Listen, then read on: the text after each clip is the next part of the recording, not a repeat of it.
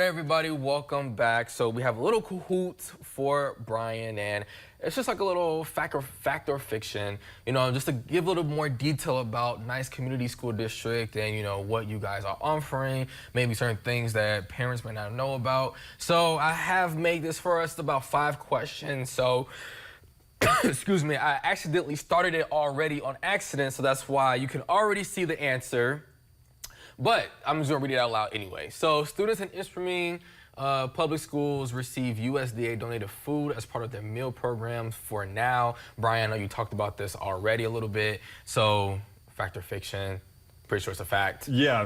Through September, we know that breakfast and lunch for everybody will be free, and we'll see. Once the state finalizes its budget, hopefully that'll continue through the school year. But right now, any student in the state of Michigan in a public school can get breakfast or lunch for free. Hopefully that continues. Continues through. Sounds good. All right. Well, yeah, 'cause I didn't answer it, so now you don't have any points. All right, next question. All right, there have been no excess reserves in the school lunch fund as of June 2024. Fact or fiction?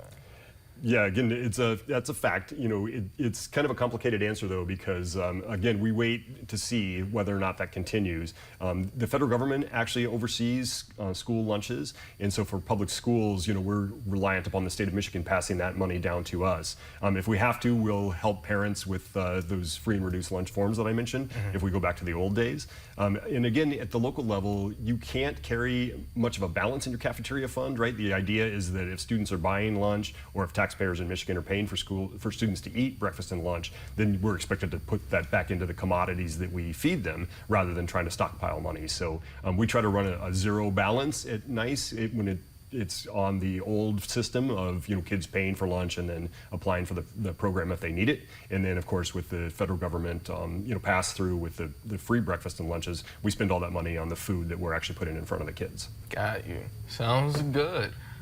I'm glad you're explaining this so people can know what's going on. Okay, so Nice School District serves roughly 700 students across the district. Roughly.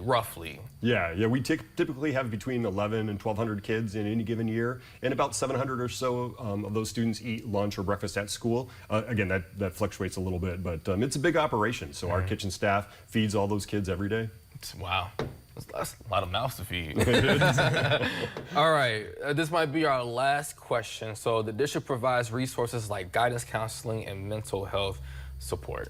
That is a fact, yes. That's very important. We know more than ever kids need help, especially coming out of COVID. Those days are still kind of lingering when schools were shut down for a while, and helping kids get back up to speed. And a lot of that leads to some anxiety and some worry about school and school performance. And then of course with kids being on social media and being on stage all day every day, that takes a toll as well. So if parents need help or families need help, we have counselors and social workers available at both of our buildings. Perfect. Well, Bryan, thank you so much for joining us this morning and playing my mini Kahoot.